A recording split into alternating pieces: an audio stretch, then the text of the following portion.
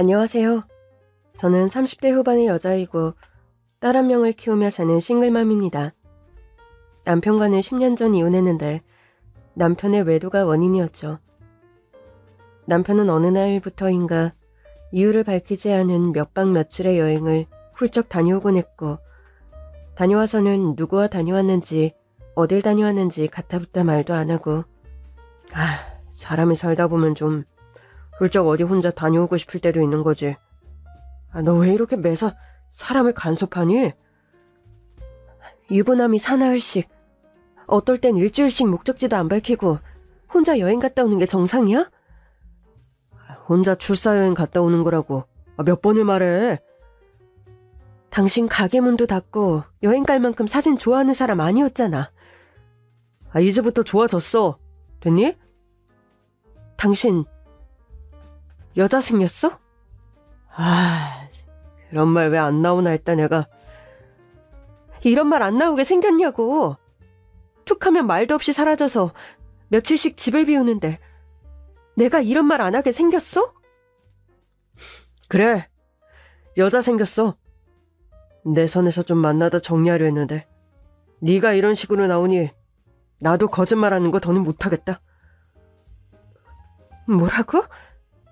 지금 바람핀 거 이실직고 하는 사람의 태도가 그딴 식이야? 그럼 뭐 바람 피웠다고 너한테 석고 되제라도 하길 바라니? 난 그 여자 사랑해. 그래도 가정 지켜보려고 너한테 말 안 하고 훌쩍 여행 간다는 식으로 그 여자 만났어. 그걸 지금 변명이라고 나한테 하는 거야? 당신이 뭐라 생각해도 이제는 답이 없다. 남녀 관계라는 게 뻔하고 그 여자하고 사이에 불장난 끝나면 너랑 유이에게 돌아오려고 했어. 그런 더러운 얘기하면서 우리 유이 입에 담지 마. 당신은 아빠 자격도 이미 없는 사람이야. 네가 날 이해하고 용서할 것 같지도 않고. 우리 그만 갈라서자. 당신이 용서해달라 애걸복걸해도 받아줄 생각 없어. 평생 당신 얼굴 보고 싶지 않아. 집에서 당장 나가. 죽을 때까지 그녀하고 여행이나 다니면서 살라고. 남편은 원래 소문난 애처가였습니다. 3년의 연애 시절을 거쳐 결혼한 후에도 외도나 불륜, 그런 쪽으로 제 속을 썩여본 적은 없는 사람이었죠. TV에 예쁜 탤런트가 나오거나 길거리에 젊고 예쁜 여자를 봐도 난 우리 마누라만큼 세상에서 예쁜 여자가 없다? 입에 발린 거짓말이라도 듣기는 좋네. 거짓말 아닌데? 내 품 안에 사랑하는 마누라처럼 예쁜 여자가 세상에 어딨다고. 그걸 모르는 세상 남자들이 다 바보다? 그런 말을 하며 꿀 떨어지는 눈으로 절 보는 사람이었기에 다른 여자와 외도를 저질렀다는 사실이 더욱 용서가 되지 않았는지도 모릅니다. 다른 사람도 아니고 죄사방이 어찌 그런 일을. 믿는 나무에 곰팡이 핀다더니 그 짝이 따로 없구나. 이미 엎질러진 물인 걸 어쩌겠어요. 그 사람하고 이혼하기로 했어요. 금호가 살면서 실수 한 번 안 하는 사람이 어딨니? 2번, 3번도 아니고 딱 한 번이니 이번 한 번만 덮고 넘어가는 게 어때? 엄마, 바람을 2번, 3번 피울 때까지 용서하고 기다리라는 말씀이세요? 다른 건 몰라도 전 그런 짓은 못해요. 한 번 실수한 사람이 2번, 3번 실수는 못할까요? 금호가 세상 여자들 다 그리 산다. 미우나 고우나 우리 유이 애비인 걸 어쩌겠어. 이제껏 살며 내게 못한 것도 아니고 남편만한 그늘이 어딨다고 그렇게 이혼하겠다고 날뛰니, 응? 엄마, 그늘이 싫으면 그 그늘에서 나올 수도 있는 거예요.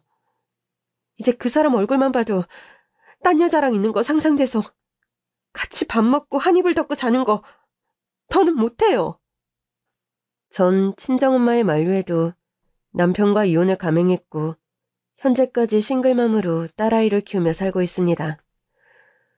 이혼하기 전까지 저는 전업주부였어요. 남편은 부자는 아니어도 롤 스크린 업체를 운영하며 나름 부족하지 않게 저에게 생활비를 가져다주는 편이었죠. 따박따박 남편이 가져다주는 생활비로 살다가 이혼 후 생업전선에 뛰어들려니 호락호락하지 않은 게 현실이었습니다. 이혼 후 밥벌이를 한다고 아르바이트도 해보고 심지어 택시 운전까지 생각을 했었습니다. 결국 제가 정착한 일은 네일샵이에요. 손재주가 좋은 편이었고 대학에서 실용미술을 전공하다 중퇴했는데 나름 그런 저의 감각이 네일샵 일과 잘 맞았습니다. 대형 아파트 단지를 낀 상가 안에서 네일샵을 하는데 장사는 잘 되는 편이에요. 운영한 지 오래돼서 단골들도 많은 편인데 왜 옛말에 그런 말이 있죠? 쌀가마에 쌀을 아끼려면 벌이를 늘릴 게 아니라 집안 식구수를 줄여야 한다고. 그만큼 나가는 돈이 많으면 돈을 벌기 어렵다는 말이라는데 요즘 제 처지가 딱 그렇습니다. 금호가 미안하구나. 이혼하고 혼자 사는 딸한테 도움은 못 될 망정 엄마 아빠가 쌍으로 암투병한다고 짐을 지워서. 금호가 아빠는 항암 치료 그만하고 싶다. 이미 살 만큼 살았는데 아이 나이에 몇 년 더 살자고 항암 치료 부득부득 받는 것도 그렇고. 금호가 아버지 그런 소리 마세요. 기다 아니다 해도 당신은 우리 집 가장인데 당신이 치료를 받아야지 무슨 소리 하시는 거예요?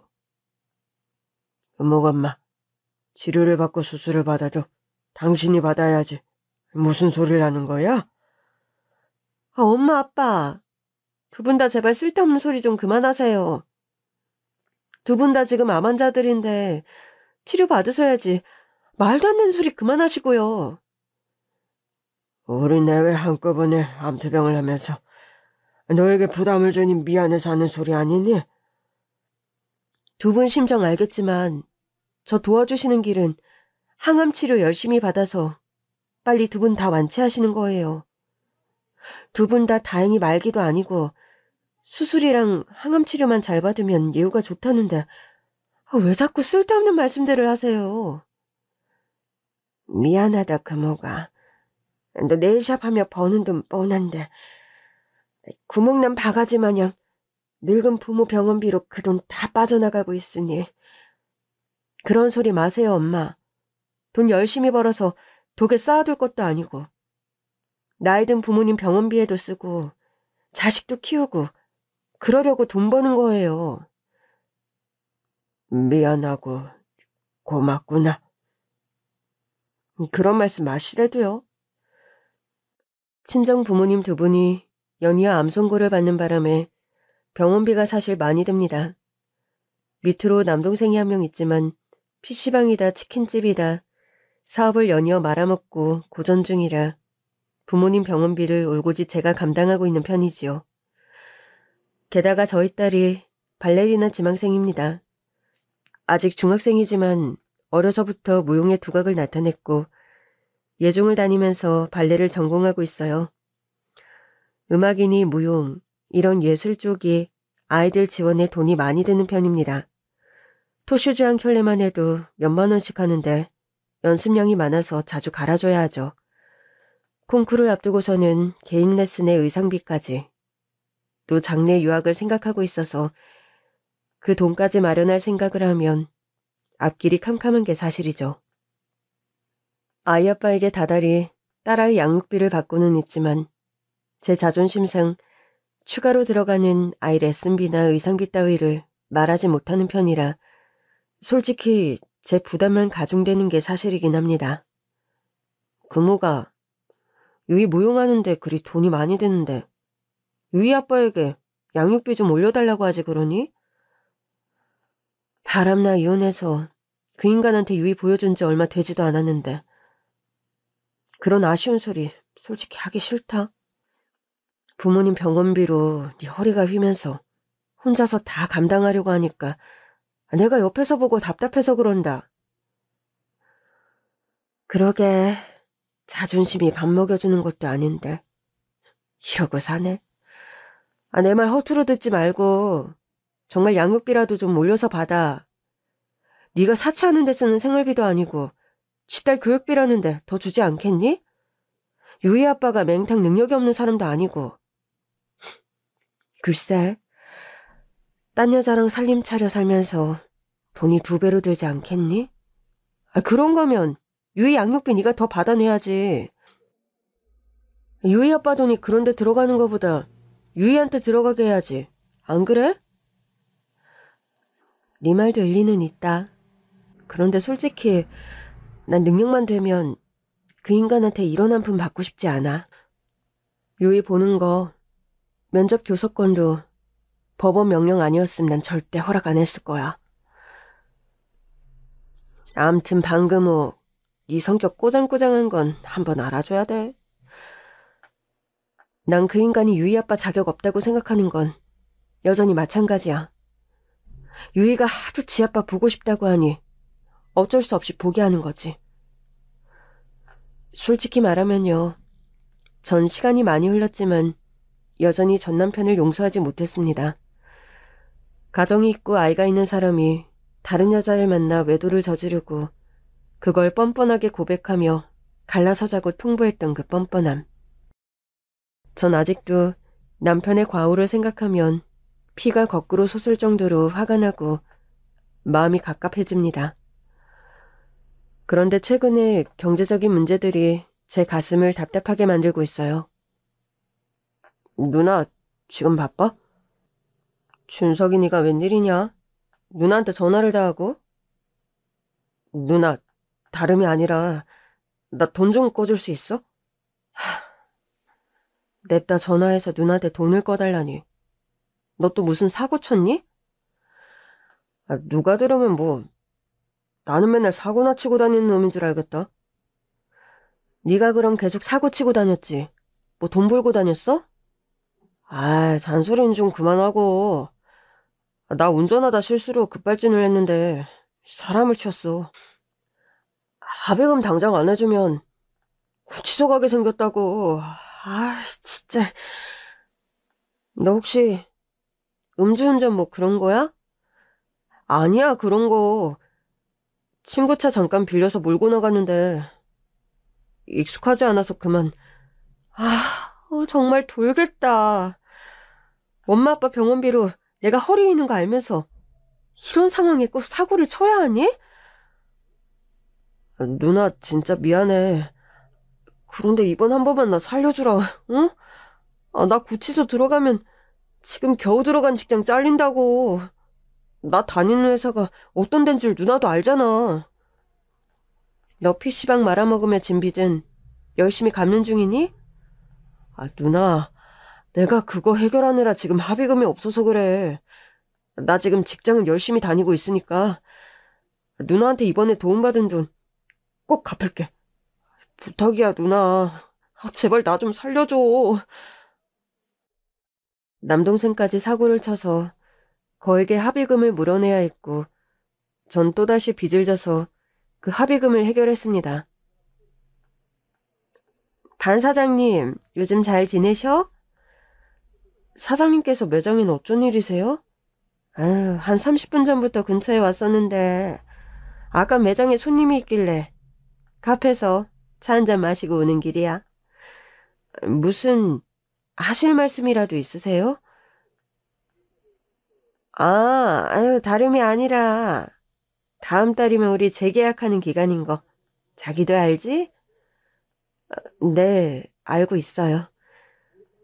그동안은 내가 반 사장님에 대한 의리로 월세며 권리금 그런 거 하나도 안 올리고 그대로 와준 거 자기도 인정하지? 그렇죠. 감사하게 생각하고 있습니다, 사장님. 그래서 말인데 이번 재계약할 때는 월세랑 권리금을 좀 올려줘야겠어. 얼마나 인상을 원하세요? 많이는 아니고 한 10% 정도?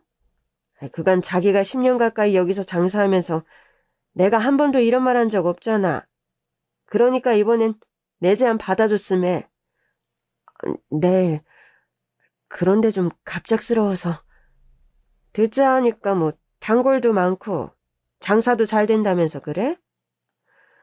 네, 장사는 잘 되는데 제가 요즘 개인적으로 좀 사정이 빡빡해서요. 사장님, 더도 말고 딱 1년만 있다가 인상하시면 안 될까요? 어머, 반 사장 말하는 것 좀 봐. 여태 권리금이네 월세 하나도 안 올리고 장사하게 해줬음. 이번에는 내가 말한 대로 해줘야 인지상정 아니야? 나만큼 착한 건물주도 일대 잘 없어. 자기 그거 알잖아. 네, 알죠. 덕분에 제가 그간 장사 잘했고요. 10년이면 강산이 바뀐다는 말이 왜 나와? 자기 여기서 장사한 지 10년 다 돼가는데 월세랑 권리금 오를 때도 됐어. 그간 쌓아온 단골들만 해도 몇 명일 건데. 자기도 손해보는 장사 아니잖아. 알겠어요.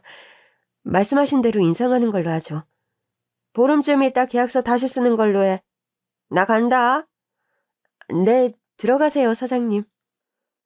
남동생 때문에 사채비까지 진 상황에서 네일샵 권리금에 월세까지 인상하라니 숨이 갑갑하게 목이 죄어오는 느낌이 들더군요. 이 상황을 어떻게 해결해야 할까?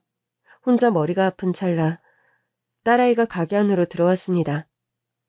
엄마, 무슨 일 있어요? 표정이 너무 안 좋아.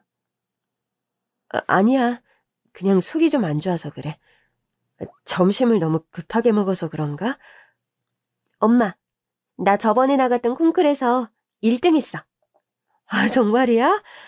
우리 유이, 이제 예고 합격은 문제 없겠네? 예고 합격이야 뭐. 원래 따놓은 당상이었는데. 아유, 그런가? 우리 딸 유명한 발레리나 되는 거 이제 시간 문제인가? 아니, 아직 그 정도까지는 아니고. 엄마, 그런데 저번 콩쿨 입상자들 대상으로 기념 공연을 한대요.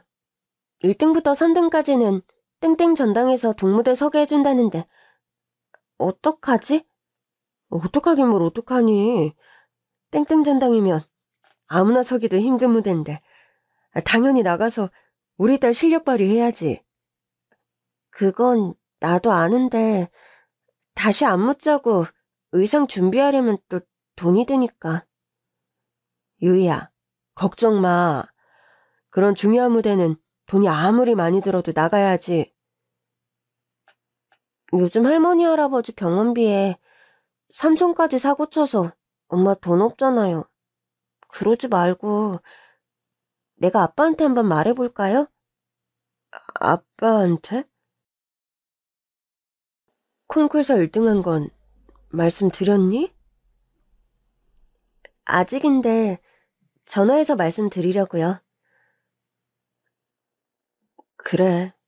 이번엔 네 아빠 도움 받는 것도 나쁘지 않겠다. 전화해서 1등 했다고 하고 무대 서는 것도 네 선에서 말씀드려봐. 예전 같았으면 딸아이에게 쓸데없는 소리 하지 말라고 했을 저인데 상황이 상황이니만큼 그런 자존심을 차릴 여유가 없었습니다.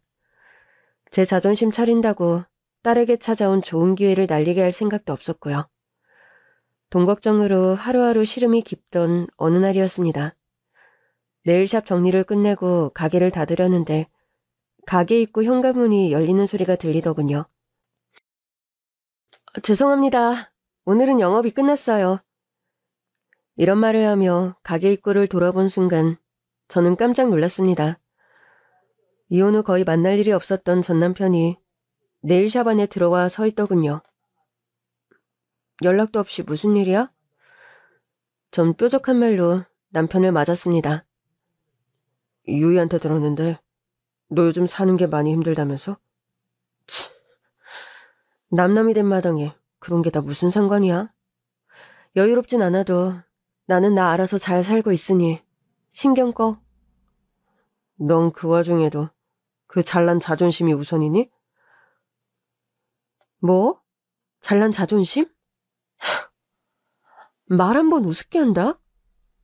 누구 때문에 내가 자존심 바닥에 떨어진 인생을 살고 있는데 어디서 적반하장이야? 그래, 내가 말이 혼나왔다. 난 평생 너에게 죄인이야. 이 말은 진심이다. 뒤늦게 석고대제라도 하려고 찾아왔어? 버스 떠난 지 오래고 이미 다 지난 일이니까 과거사 끄집어낼 생각이면 이만 돌아가. 전 차갑게 말하며 네일샵 셔터를 내리고 집으로 돌아가려고 했습니다. 오늘은 너에게 용건이 있어서 왔어. 무슨 용건? 빨리 말하고 좀 나가줄래?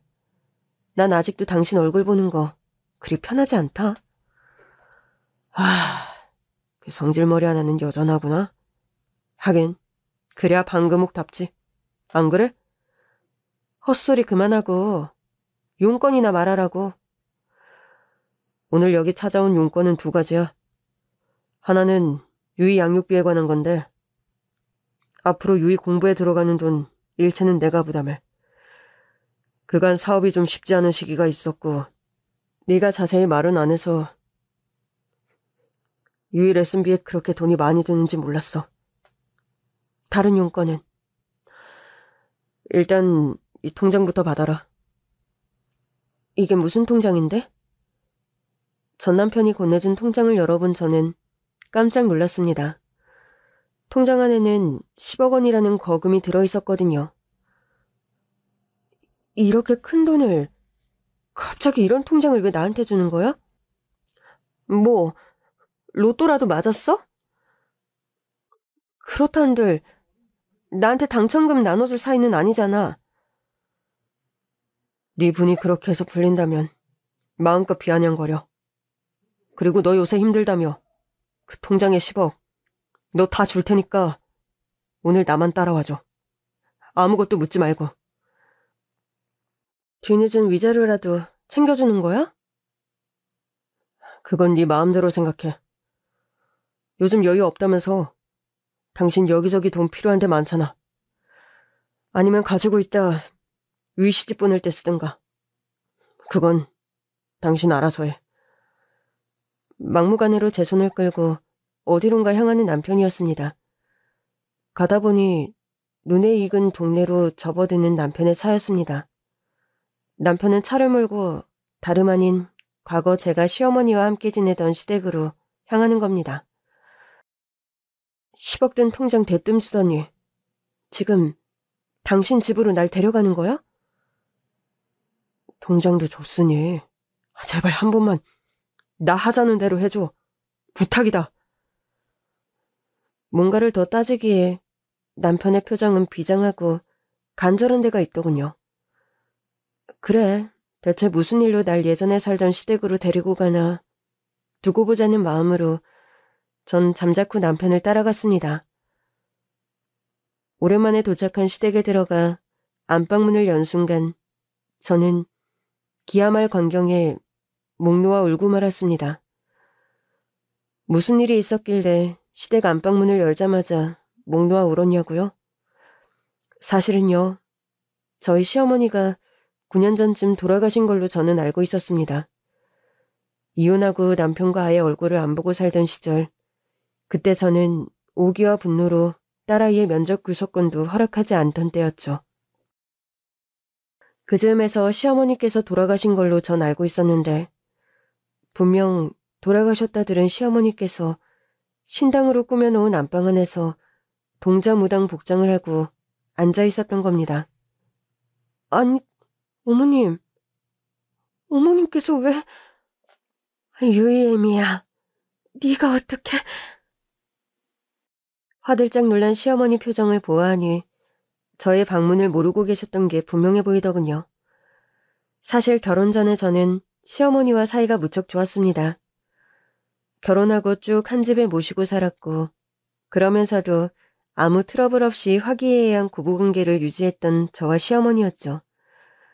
그런 시어머니가 몇 년 전에 돌아가신 줄로만 알고 있었는데 이렇게 버젓이 살아 신당으로 차린 안방에서 무당복장을 하고 있자 전 서러움에 목 놓아 울었던 겁니다. 어머님이 전 돌아가신 줄로만 알고 있었어요. 그런데 어머님께서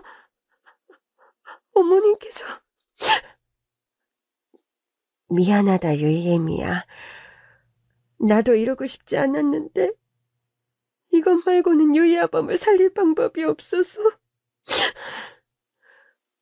알록달록한 화장에 동자 한복을 입고 한 손에는 정체를 알 수 없는 화려한 장식에 방울을 쥐고 있는 시어머니가 너무 낯설기 짝이 없었습니다. 어머님, 아무리 그러셔도 어떻게 돌아가셨다고 거짓말을. 유이에게도 너에게도 이게 최선이라 생각했다.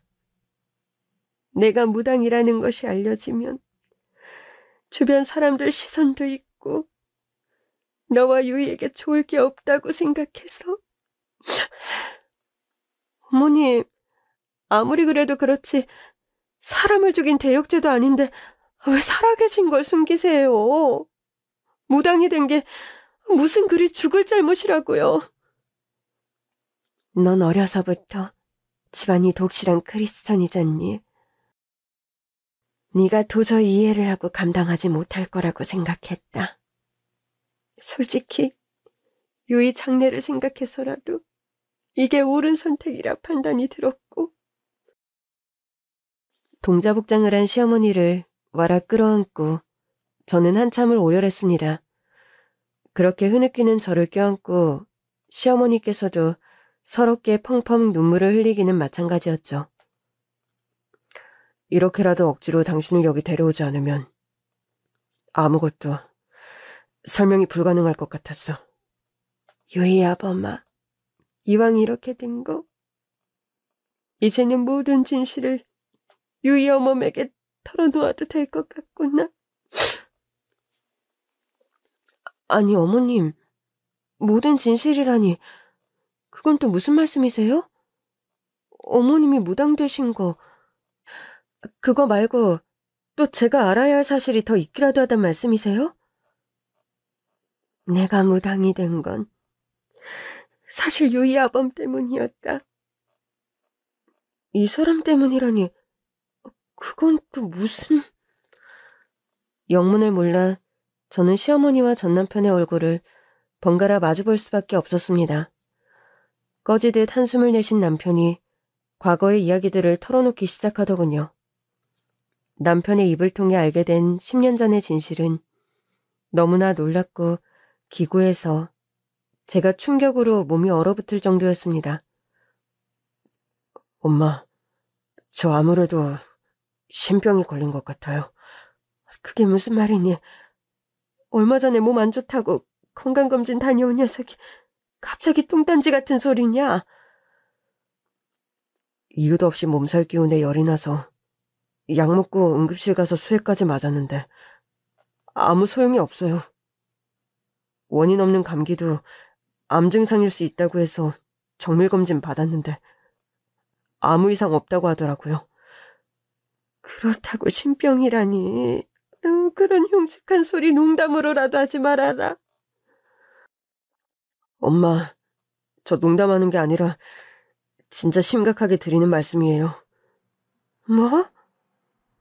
유이 애미도 네가 신병 걸린 사실을 아니? 그 사람 성격 알잖아요. 게다가 어릴 때부터 독실한 크리스천 집안인데 나 죽었으면 죽었지 유이 엄마한테는 말 못해요. 아무리 그래도 네 아내잖니. 알 건 알아야. 엄마, 제가 정말 신병이고 신내림 받아야 하는 운명이라면 더더욱 그 사람한테 말 못해요. 오재철아, 응? 너 어쩌다가... 저도 아니기를 얼마나 바랬는지 몰라요. 그런데 엄마, 전 아무리 봐도 신병이 맞아요. 며칠 전에 어머니가 무당한다는 친구 규식이 있잖아요. 규식이 어머니까지 만나고 온 거니? 네, 하도 답답하고 겁이 나서요. 그런데 그분한테 제가 가자마자 그러시더라고요. 큰 신의 씨였다고. 내린 거 빨리 받아야지. 안 그럼 사달라겠다고요. 아유, 어우재철아, 내 아들. 어쩌다가 멀쩡한 내 아들한테 이런 병고가. 알고 보니까요. 10년 전 남편은 바람이 나서 집을 자꾸 비운 것이 아니더군요. 그래도 혹시나 신병을 물리칠 수 있는 방법이 없을까? 전국 방방곡곡 유명하다는 무당집을 다 찾아다녔어. 그래서 나한테 말도 없이 며칠씩 혼자 여행을 다녔던 거야? 그때는 너무 막막하고 아무 길도 안 보여서. 그렇다고 신내림받고 무당의 길을 걸을 자신은 도무지 생기지 않고 그냥 죽어버릴까 생각도 여러 번 들었지만 어린 유이랑 당신, 어머니까지 생각하면 그런 선택을 하는 게 쉬운 일도 아니었어. 아니, 어떻게 그런 일을 겪으면서 나한테는 이런 방금 말 한마디를 안 할 수가 있어? 당신이 날 받아들이지 못할 거라 생각했어. 평소 당신은 점집이라면 기겁하는 사람이고 뼛속까지 크리스천인데 그런 당신에게 내가 신병에 걸렸다고 말한다는 게. 당신 그때 불면증이라면서 자꾸 잠에서 깨고 밖에 나가 혼자 산책하다 들어온 것도 그럼. 내린굿 받아야 한다는데 그거 자꾸 미루면서 있다 보니까 신병 증세는 하루가 다르게 심해졌어. 집에 있으면 밤에 자다가도 깨서 거실 한가운데서 자꾸 너를 뛰듯 혼자서 뛰는 나 자신을. 당신에게 걸릴까봐 겁은 나는데 내 스스로 내 몸이 컨트롤이 안 돼서 그런 증상이 없어질 때까지 밖에 나갔다 들어왔던 거야. 그런 일들을 겪으면서 왜 내게 말을 안 했어? 유희애미야, 나도 나서서 말하지 말자고 했다. 그러니 제철이 타박은 이제 그만하렴. 어머님, 그런데 신병에 걸렸던 건 이 사람이라면서 왜 어머니께서 무당이 되신 건데요? 네? 그게 제철이가 신병 증세가 날로 심해지니까 내가 한날은 아주 용한 무당을 수소문해서 제철이를 데리고 찾아갔었다. 스리스리 마스리 사바사바 이런 신이 들려도 보통 큰 신이 들린 게 아니네 그려. 선생님, 제발 우리 아들 좀 살려주십시오. 우리 아들 결혼해서 멀쩡하게 잘 살다가 갑자기 이런 사달이 났어요. 딸도 있고 아내도 있는데 무당되게 할 수는 없습니다. 제발요. 잠깐만 있어봐. 장군님이 조용하라고 하신다. 신병으로 하루가 다르게 초췌해져가는 남편을 데리고 시어머니께서는 마지막 남은 동아줄을 잡는 심경으로 큰 무당의 집을 찾아갔다는 겁니다. 방법이 하나 있다. 무슨 방법이란 말씀이세요? 네 아들, 박수무당 면하는 방법이 있단 말이오. 선생님, 제발 그게 뭔지 말씀 좀 해주십시오. 그게 뭐든 우리 아들 살리는 길이면 뭐든지 하겠습니다. 제가 신내림 안 받는 방법이 정말 있다는 말씀이세요? 병원을 가봐도 안수기도를 받아도 정말 별의별 방법을 써봐도 아무 효과가 없이 점점 신병만 심해지고 있습니다. 둘 다 그만 울고 내 말 똑바로 듣게나. 조상 대대로 내려온 줄이 숨겨져 있다 나타난 게야. 그 줄이 아들 앞에 떨어진 거고. 제발이지. 그 줄 피할 방도를 좀 말씀해 주십시오. 네? 이미 내린 줄을 거둘 방법은 세상 천지 그 어디에도 없네. 단 자네 아들이 줄을 피할 방법은 있어. 그게 뭡니까? 우리 아들만 신내림 피할 수 있다면 제가 뭐든지 하겠습니다. 아이고. 자네가 신을 받으면 돼. 어찌 보면 자네 집안 줄을 거두는 방법이 그거기도 암세. 자네가 신을 받아 무당이 되고 무당하다 죽으면 그 줄이 약해져. 자손 가운데 나비처럼 훨훨 뛰는 직업이 하나 나오면 그 줄이 도망을 간다는구만. 제가 신내림을 받아 무당이 되면 저희 아들이 무사하단 말씀이십니까? 내 말 허투루 들었나? 장군님 하신 말씀을 그대로 전했는데 반문을 하는 게야? 아유, 알겠습니다. 저희 아들만 멀쩡히 지낼 수 있다면 저 신내림 받겠습니다. 엄마, 말도 안 되는 소리 하지 마세요. 엄마가 왜 저 대신 신내림을 받는단 말씀이세요? 이분 하시는 말 너도 똑똑히 들었잖니. 내가 신내림을 받으면 우리 집에 내린 줄이 약해지고 넌 무당 운명 피할 수 있다는 말 못 들었어? 엄마, 아무리 그래도 엄마가... 제철아, 내 자식 신내림 받아 박수무당 되는 꼴 보느니 차라리 내가 그 길을 가는 게 낫다. 난 어차피 늙었고 살아봐야 얼마나 살겠니? 나 사는 동안 무당하다 죽으면 우리 집에 줄이 약해지고 나비처럼 뛰는 직업? 그거 하나만 나오면 우리 집이 무사하다잖아. 엄마, 아무리 그래도 이건 아니에요. 다른 방법이 있을 거예요, 엄마. 남편과 시어머니는 그때 다른 여러 용하다는 점집을 더 찾아가 봤지만 돌아오는 대답이 한결같이 똑같았다는 겁니다. 그래서 제철이 대신 내가 신을 받아 무당이 되었다. 무당이 되고 나서는 주변 아는 사람들과 다 연락을 끊었고 너랑 유이가 무당 며느리 내 손녀네 이런 말 듣게 하고 싶지 않아서 너랑 제철이가 갈라서고 차라리 날 죽은 사람으로 하기로 유이 아범과 말을 맞췄던 거다. 어머님, 세상에 어떻게 이런 일이... 어머님...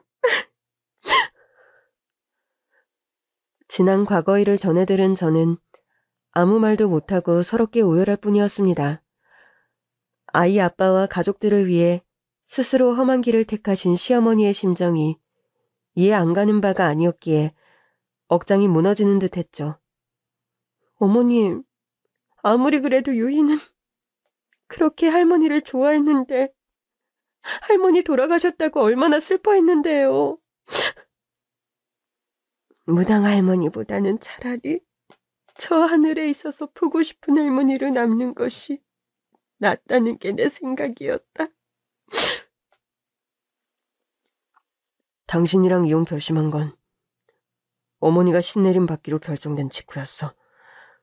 그럼 다른 여자가 생겨서 이혼하겠다는 건 거짓말이었던 거야? 처음부터 그런 거짓말을 할 생각은 아니었어. 내가 그때 말도 없이 며칠씩 집을 비우니까 하필 또 당신은 나를 여자가 생긴 남편으로 오해를 해서. 그럴 거면 차라리 그렇게 이혼하는 것도 방법인 것 같아서. 할 거짓말이 있고 해선 안 되는 거짓말이 있지. 어떡해. 미안하다, 유이 엄마. 그렇지만 그때는 정말 그거 말고는 다른 아무 방법이 떠오르지 않더라. 유이 아빠, 어머님, 대체 어떻게 우리 가족에게 이런 일이... 저와 남편 그리고 시어머니는 셋이서 부둥켜 안고 한참을 오열했습니다. 저와 딸아이에게 피해를 주지 않으려고 그런 모진 시간을 올고지 둘이서 견뎌온 시어머니와 남편을 생각하니 가슴이 미어지는 것만 같더군요. 이제라도 모든 사실을 알았으니 우리 이제 다시 다 되돌려요, 어머님. 그리고 유이 아빠. 당신 그게 무슨 소리야? 무당 시어머니를 너 설마 받아들이겠다는 거냐? 어머님 여보, 옛날이나 지금이나 제게 가장 중요한 건 가족밖에 없어요.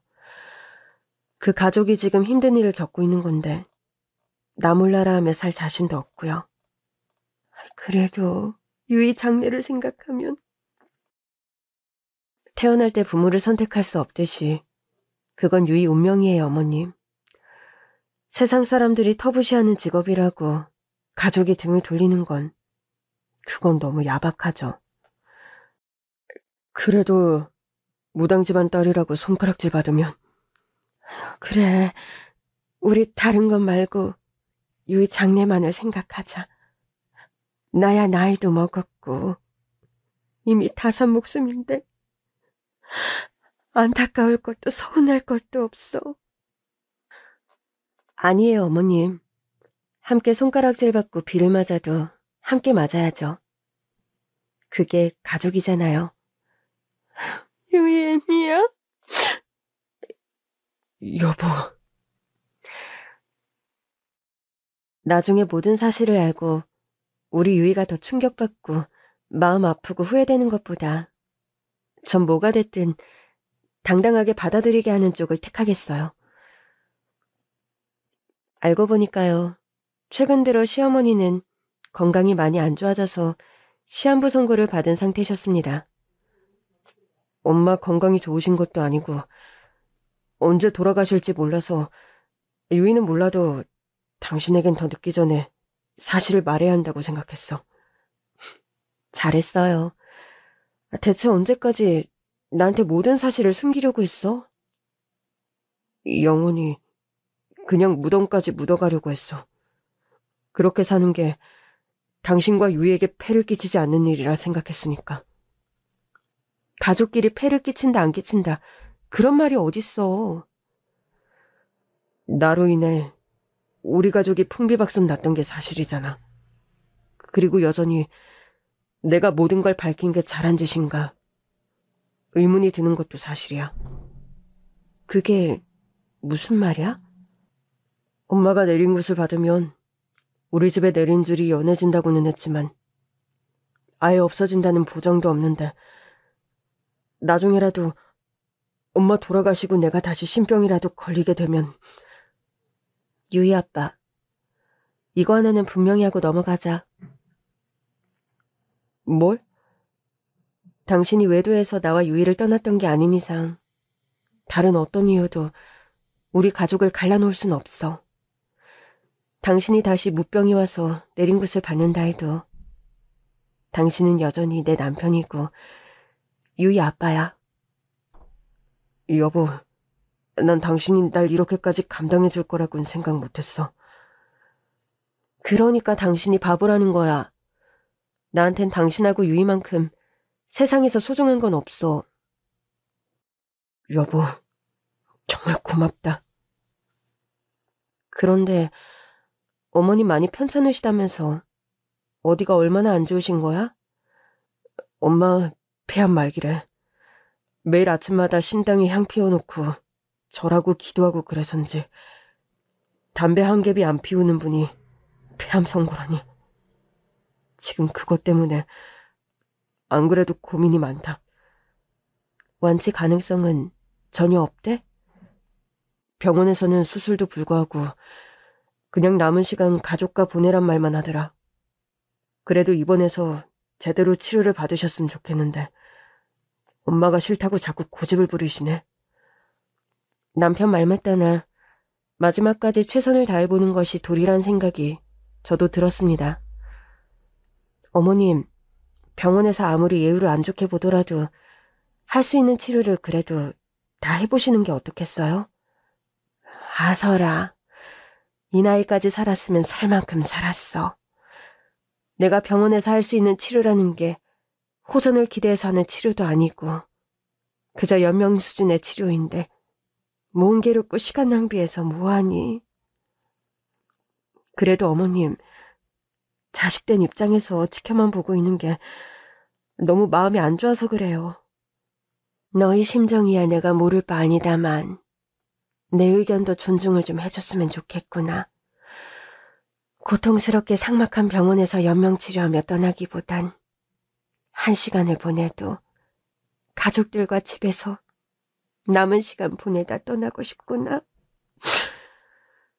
시어머니와 남편은 모든 짓을 저에게 커밍아웃한 뒤 딸아이에게도 할머니가 살아계시다는 것, 그리고 그동안 왜 돌아가셨다고 거짓말할 수밖에 없었는지에 관해서도 이야기해 주었죠. 딸아이는 펑펑 울면서 할머니, 아무리 그런 이유가 있었다지만 돌아가셨다고 거짓말한 건 정말 너무하셨어요.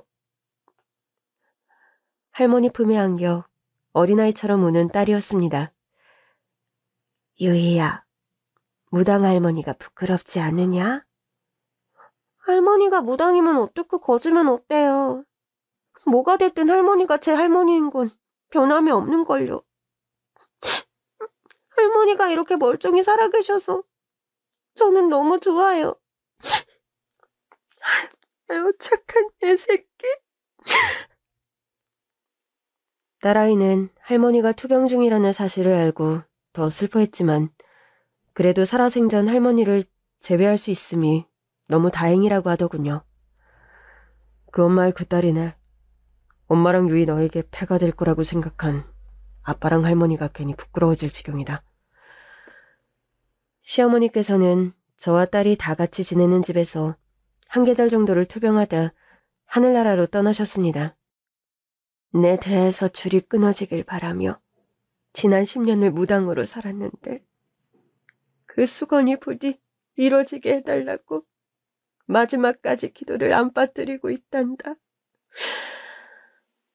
어머님, 그만큼 유이 아빠랑 저희를 위해서 희생하셨으면 됐어요.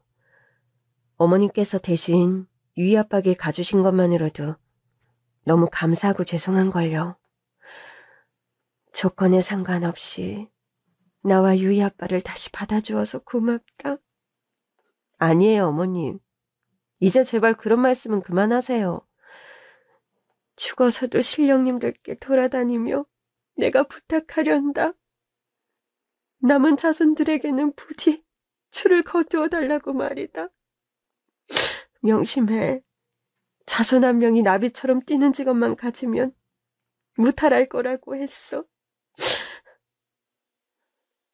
그 말씀을 마지막으로 시어머니께서는 숨을 거두셨습니다.